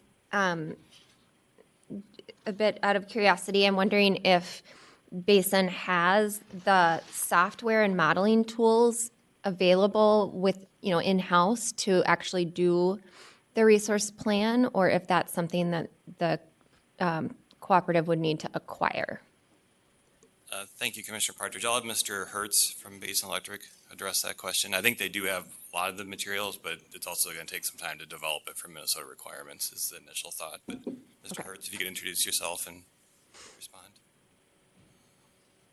Sure. My name is Benjamin Hertz, Manager of Power Supply Planning at Basin. With me here is also Becky Kern, Vice President of Resource Planning and Rates, and she could jump in too here as well. But we do implement modeling software into our processes at Basin Electric. We primarily use Aurora today as our capacity expansion and production cost modeling software. And that is our primary tool that we plan to utilize in our 2027 RFP today. Excuse me, could you just say that? I didn't catch the name of the modeling tool. And it's an energy exemplar tool. It's called Aurora. Aurora, thank you. My next question is also for the company. So, as illustrated on page 4, the the load, Basin's load in Minnesota has sort of fluctuated over the past few years, above 4%, below 4%, above 4%. It may continue theoretically to kind of bounce back and forth around over and under that threshold. What is your plan if your load in 2026, 2025, here in the next couple of years dips below that 4%? Do you still intend to file the full IRP? Thank you, Commissioner Partridge. Yeah, we would, it's bounced around because of different member cooperative contracts and other changes there, and then Minnesota load has been relatively flat. But we would intend to still file the full IRP and go through that process if the commission grants the approval. But that's also why we think we need more time to develop that, because that load is bouncing around. Great. Those were all my questions. Thank you. Commissioner Tuma? Yeah, along that lines, Mr. Mueller, I think it'd just be helpful to have it clear in the record, because my understanding, if you do the full IRP, it would be 2027 that you'd be filing it, right? That's our proposal, is to file a full one in fall of 2027. So that meets your obligations for, I think it was 23 and 25 that you're over the 4%. That's the filing requirement is triggered by that. I will trigger, if that's the right word, but that the statute triggers it. And so and I appreciate the fact that you say you're obligated to do that. I think it would be beneficial for us, because it's our timing and our process, that if you're over in 2026 and over in 2027, okay, over the 4% trigger, I think it would be appropriate to say that those would be dealt with that 2027 filing. So in other words, we're just clear that, 2027, you're basically done, and then we look at 2028 going forward to determine if it's still going to happen and whether there needs to be another filing at some point. Because we always say to our utilities, file your next report in 3 years or 2 years. And so I think it might be beneficial for us just to have clarity in our order that the 2027 filing is for all of your 4% triggers from past 2025 up to 2027. Is that something, and I haven't run this by any of my colleagues here. I just was thinking about it as I was driving back from hanging out with the Basin people down in. Yeah, so they have an obligation to trigger. They're going to do a full report for 2025. Okay. 2027. In 2027. Okay. And they may be over or under in 26. Okay. I just would think that trigger would be taken care of by the 27 filing. And frankly, I think the 27 filing should be taken care of also any trigger that might happen in 2027. And then we reevaluate whether to do another full one on their 28 load. So in other words, we just basically say, give us that big filing like we do other utilities over a 3-year period, essentially, and that we're all clear on that. So we don't get into a fight whether you should or shouldn't, and the department understands, everybody understands the 2027 filing is for anything we're obligated through that trigger for 25, 26, and 27. And then we'll reevaluate in 28 whether there is a trigger that causes it. And so that's what I was asking, if we should clarify that. Madam Chair, Commissioner Toom, I think that makes sense to clarify. In essence, you're doing, or it's implicit that that's what's happening by granting the extension as well. But I think that makes sense to specifically clarify. And if there is significant load growth in Minnesota, as we noted in the extension request, they could dip, Basin Electric could dip below the 4% right at that point too. And you're still obligated then. So if you dip below in 2026, we're still asking you to do a 2027 full IRP, and I would assume it's going to deal with that load. You're just going to say, well, we're just going to look at 2025.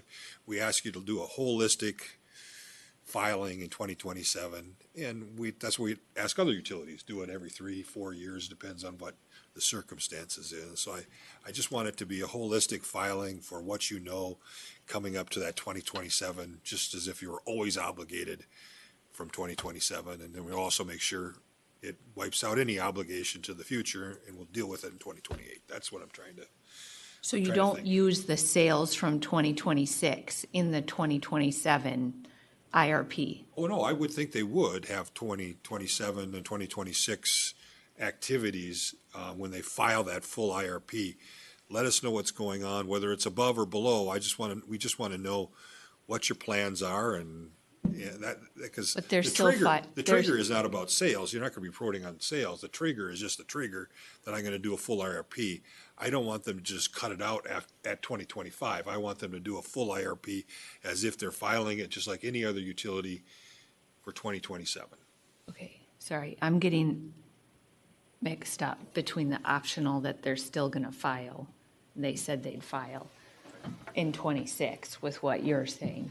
With 27 is when they're filing.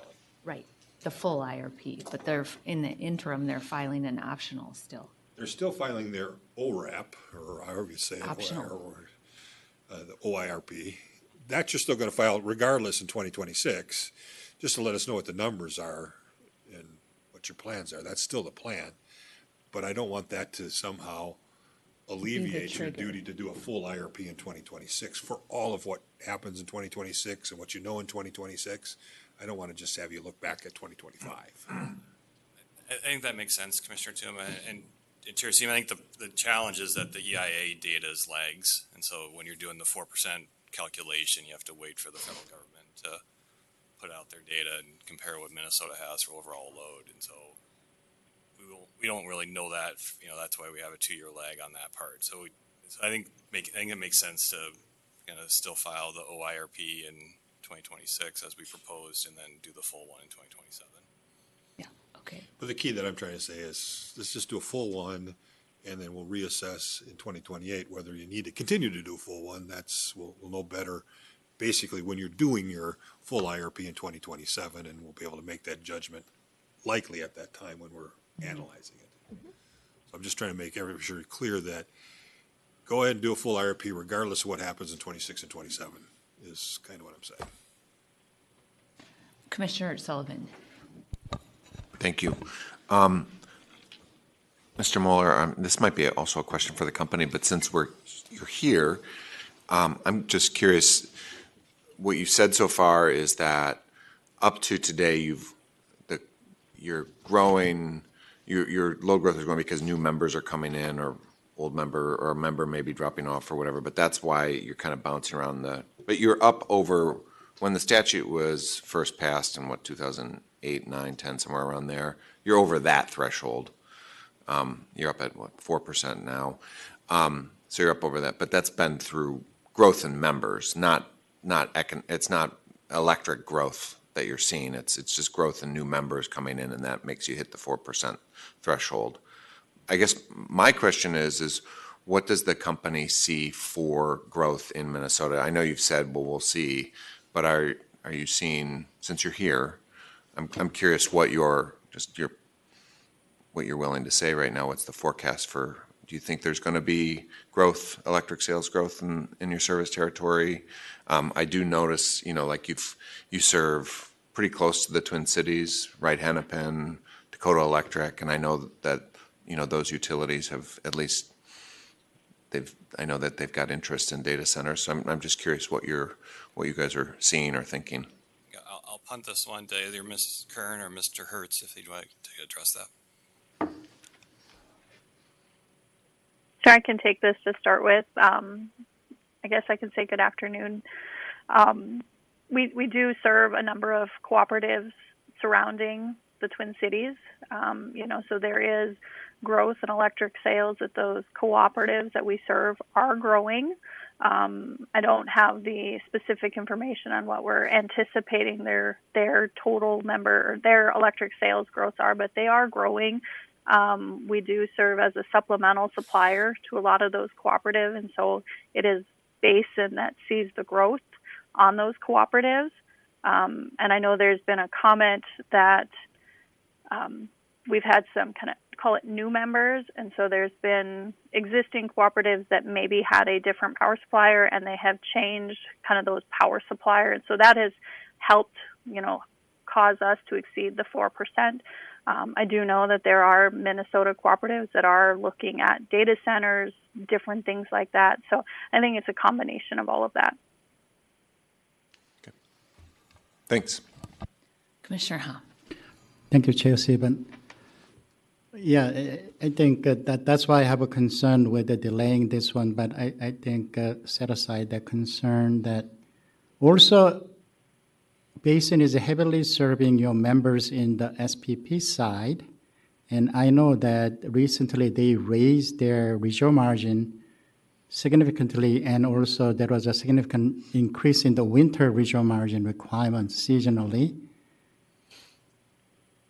Given that, do you have any clear plan to serve your Minnesota member using your own asset, or are you planning to rely on MISO capacity market to serve the Minnesota co-op for their capacity? Because SPP side, you have to show your capacity and penalty can be severe.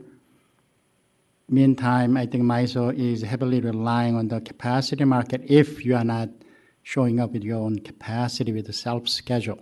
So what is your current plan?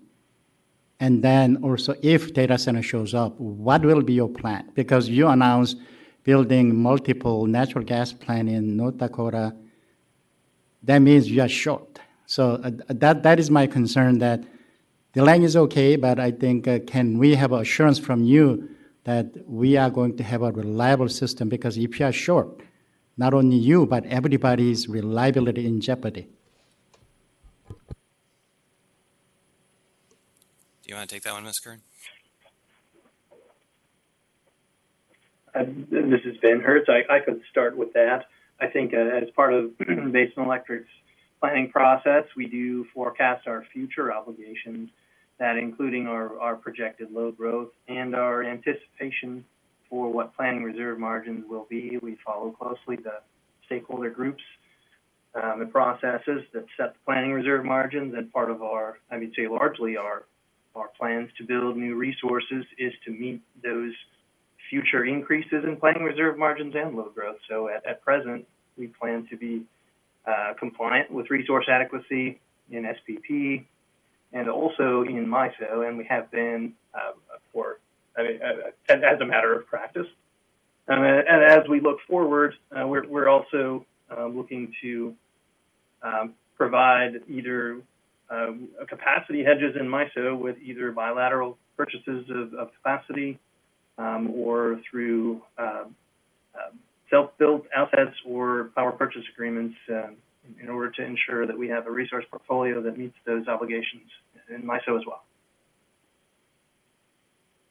Okay, thank you. So in other words, I can count on that you have a dedicated resource for the MISO side, and then you are not going to switch that capacity to the SPP side?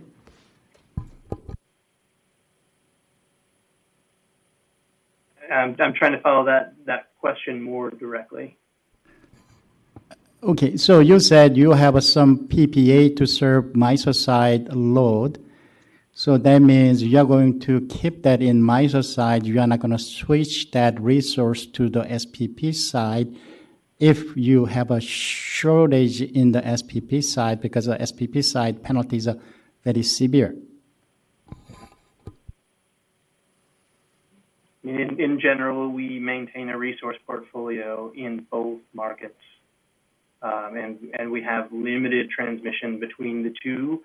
We do have some assets that we can re-register on a limited basis, but largely we maintain two separate resource portfolios for our market obligations in SPP and in MISO. Okay, thank you.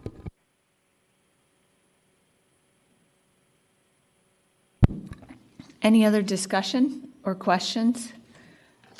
Then, Commissioners, if you're ready, I'd move decision options 1 and 2. Madam Chair, I did have some language drafted up to accomplish that understanding of making sure that they're going to do a full report in 2027, that it covers 26 and 27 obligations. And so I would offer that just as amendment, and I do have some physical copies if somebody wants a physical copy. There's a lot of red on there, dude.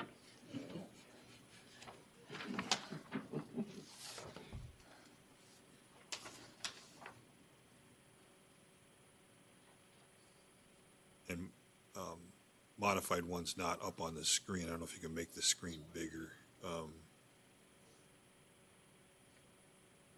Madam Chair. Commissioner Partridge? Commissioner Tuma, can I just confirm that essentially what this is saying is when you file in 2027, use the most up-to-date data and provide a full IRP with the most up-to-date data you have going forward instead of like a retrospective where Whether you, there was a trigger in 2006 or 2007. Right. We want a full report because you were triggered in 2005 and we gave you a variance to take a little extra time. We want the most up-to-date information, 2025 and 26. something like that. We don't want to look back to 2005. No, we don't. Right. That was even before the law. Right.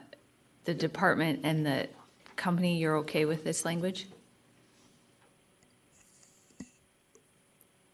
Could you make the top one bigger? I'm sorry, my eyes are not seeing that well. Actually, give that to them. It means we're getting a full IRP. Full IRP, yeah, regardless, for all information. So, well, we fell below, and now we're going to go back to an optional. The cooperative is okay with this language? Dr. Lieb? The department is fine with this language. Okay. Then I'd amend my motion to Commissioner Tuma's modified decision option 1 and Commissioner Tuma's modified 2. Is there any discussion? All those in favor, please say aye. Aye. Aye. Opposed? The motion prevails. Thank you. Thank you, Commissioners.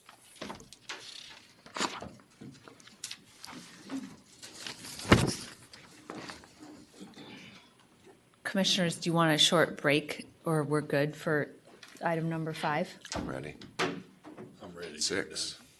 Oh, yeah, 5. done. I had 5, which is now 6, but still number 5.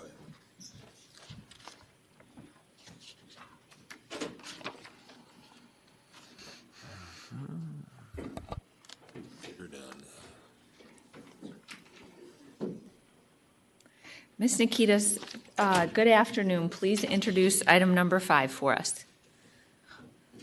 Good afternoon, Chair Sieben and Commissioners. Item number 5 is docket number G008/M-23-215 in the matter of a petition by CenterPoint Energy Minnesota Gas for approval of its first natural gas innovation plan. The question before the Commission is, should the Commission approve, modify, or deny CenterPoint's annual report and its proposed Innovation Act adjustment charges? Please note that staff filed a corrected version of the briefing papers on October 31st. I have no further remarks, but I'm available for questions. Thank you. Thank you. Should we start with appearances, please? Good morning or afternoon. Please state your name. Good afternoon. Jason Luce with CenterPoint Energy. Erica Larson from ICF here on behalf of CenterPoint Energy. Good afternoon. Emily Supis with CenterPoint Energy. Good afternoon. Sydney Lieb with the Minnesota Department of Commerce. Michael Zychek with the Minnesota Department of Commerce. Catherine Hinderly with the Office of the Attorney General, Residential Utilities Division. It doesn't look like anyone's online. So thank you. Commissioner Sullivan. Thank you, Chair Sieben. I just had 2 questions. The first question that I had regarding decision option 2, this is for the company. Does the company feel that it's going to be possible to get the projects up and running in time to capture all of the remaining benefits, the tax credits and whatnot that are available still under the IRA, the sunset? Ms. Supis. Yeah, thanks, Chair Sieben and Commissioner Sullivan.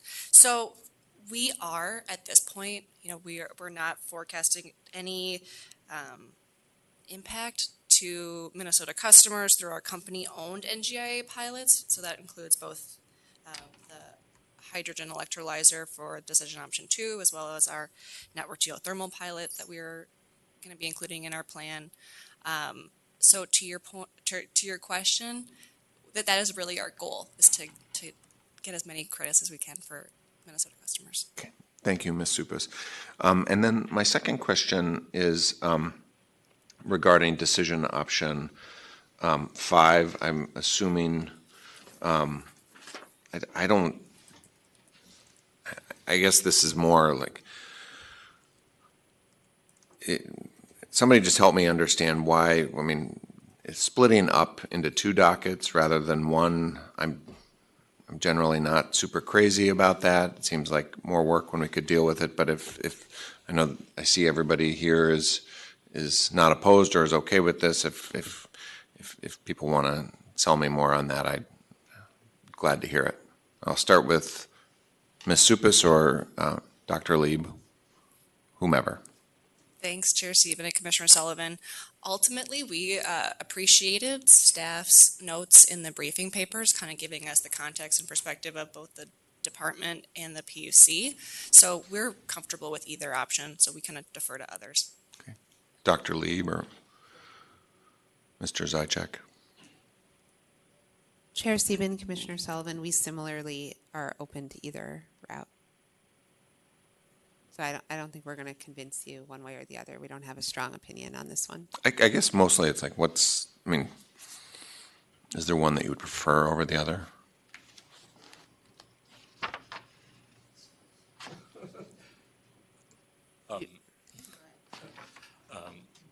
Commissioner Sullivan, I think, there's issues on, either side of it. There's the potential that,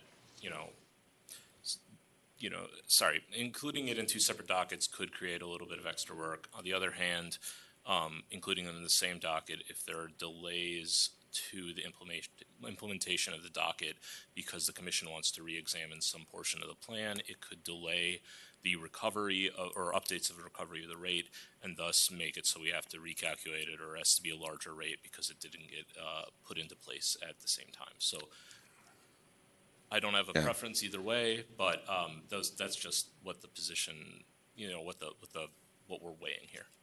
Ms. Henderley, do you have thoughts? Chair Sieben, Commissioner Sullivan, we didn't weigh in on this one, and we don't have a preference. And Commissioner Sullivan, I'm tracking kind of, but can't they just be cross-filed and it's not that hard? Like filed in both dockets, but not necessarily, what's the difference between filing both dockets versus separating? I think the concern, and Mr. Zajac, actually, is it Dr. Zajac? It might be Dr. Zajac. Oh, okay. It's not Dr. Zajac. Just want to make sure. Mr. Zajac had said, and I know in my briefings with staff, it's that the concern is that, that finance could be bogged down and they could be requesting extensions because there's just not the bandwidth because they're working on other things. And that way you can break it out kind of in the same way that we do with like the purchase gas adjustment, or Ms. Nikitas of my. Yeah, it was a suggestion that we came up with just to make sure that the delay of one doesn't cause the delay of others. We also, in theory, could just get the filing in one and sort of split it up ourselves into 2 proceedings. So this was one option. If it feels administratively burdensome, I don't personally object to them staying in the same filing, but just know we might sort of split up the proceedings at some point. So I think I'm okay not doing it. Okay. Were you okay? I don't care. I was fine I guess with it's time whatever just to make everybody a was decision. okay with. I was just trying Feels to like understand everybody's it a little agnostic. bit. Yeah. I was going to follow Audrey on this one, but can't do that. And again, the company is fine either way too. Right. So if to staff's point, like it means that different units are working on different portions of the filings, it might make sense to just divide them up now. But as Ms. Nikita said, she could do it anyway. So I think it's a horse apiece. I guess my feeling is that if we have a problem in the future, we'll capture it and we can, but in the meantime, I would just prefer to do it all in one fell swoop. I see nodding of heads. So I have a motion when other folks are ready then. I think Commissioner Hom, please. Thank you, Chair Steven.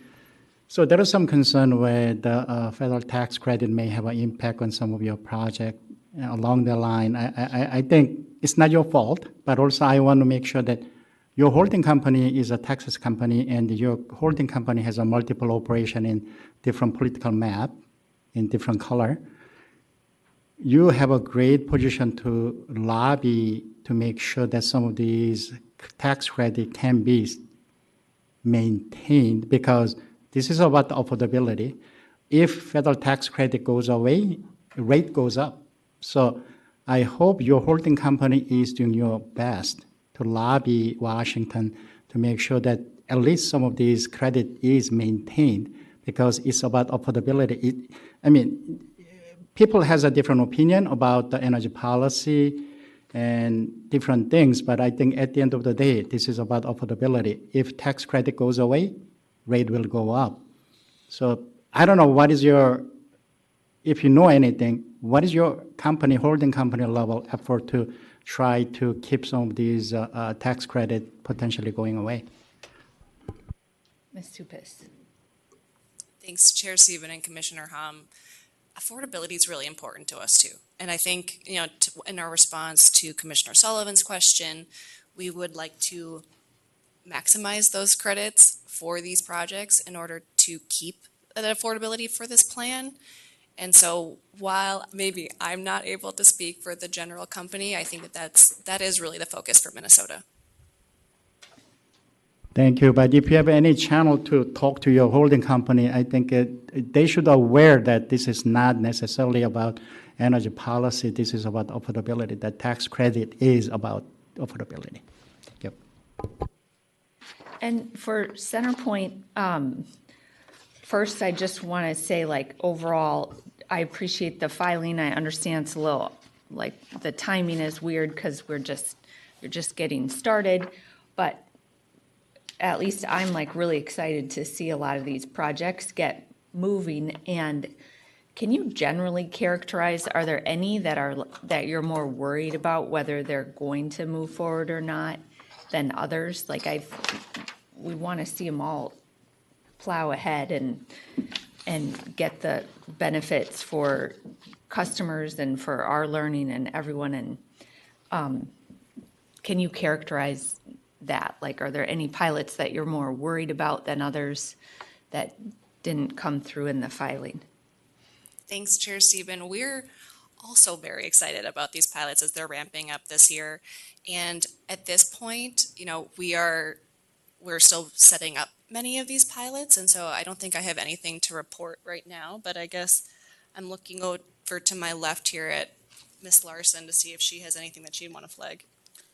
No, Chair Steven, I don't think we are yet to the point where we're particularly worried about any of them.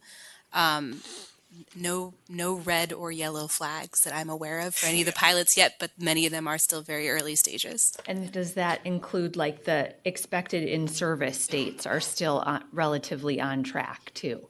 So either because of tariffs or other, supply chain disruptions, anything else that is causing, that's just something we hear in the general energy space. And I'm curious if there's any other concerns about getting these projects in service that you could share. Chair Steven, I think there's always hiccups when you're trying to stand up. There's been, things we've had to overcome with contracting. There's been some of the RNG projects have had operation issues, and so we're pivoting and looking at how we can fill in that supply elsewhere. I'm not aware of anything from a tariff perspective so far that is delaying the stand up of any of the pilots. And like I said, I don't think there's no red or yellow flags that I'm aware of yet in terms of reaching sort of the GHG goals as our main metric and making sure we're getting that accomplished. And Oh, did you want to add something, Ms. Super? Just very slightly. No, I think I would echo everything that Ms. Larson said, but also we want to be very transparent about how these pilots are going. And so for others that are involved in this process, we're going to be continuing to update if that changes at all. Great. And just because, like nationally, we get asked about NGIA from other state commissioners, and I think thanks to the work of you folks and others, the legislature in passing this, like any other thoughts you can share about either other state actions that are happening as a result of NGIA being passed in Minnesota. Ms. Larson, I know because you kind of work outside of Minnesota too. Are there other learnings that weren't necessarily like in the report, but that you can share with us that you think NGIA in Minnesota is having a broader impact? Chair Stephen, yeah, thank you for the question. I could talk about this for a while, but I think there have been a couple of states that have done sort of holistic gas decarb planning, things like Minnesota, Colorado, and Tennessee actually has their own Natural Gas Innovation Act. Those are probably the closest sort of in a big picture, but there have been a lot of states that have, I think, are being influenced by specific pilot efforts. So network geothermal is very popular right now, and I know, for example, the Maryland Commission is aware of the pilots here when they're talking about pilots that are happening there. There are other states that are watching sort of the methane leakage pilot because those aren't super common yet, and thinking about whether they should build those in. So I do think it is being influential mostly on a resource by resource basis. Mm-hmm. And I think I kind of raised this as teeing it up for thinking about how Minnesota is hosting NARUC this summer. When NARUC comes to Minneapolis for their summer meeting, coincidentally, that was planned a few years ago, but hopefully that will be a forum in which our utilities can, and others who are interested, can help educate other state commissioners and their staffs who come to Minneapolis for that event. So you guys probably know that, but I'm just flagging it because, like, hopefully there can be some site visits and other things that would be, we can continue to kind of do a tree planting, Commissioner Sullivan, just kidding. Didn't a bunch of them get cut down? Any, Commissioner Tuma, did you want to add something? I'm just giving her time. You have a panel. I remember doing a panel in Chicago on this a couple years ago. So great. Commissioner Sullivan, any other, did you have a motion? I was kind of off in left field there for a little bit. Sorry. No, that's okay.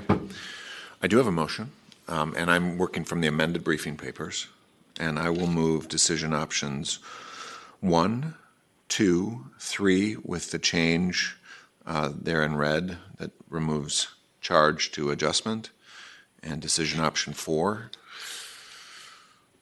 And I am happy to entertain any questions. Are there any questions on or discussion on Commissioner Sullivan's motion? All in favor, please say aye. Aye. Aye. Opposed? The motion prevails. Thank you very much, everyone. There's no other business before the commission, so we're adjourned for the day. Thank you, everyone. Thanks for using WebEx. Visit our website at www.webex.com.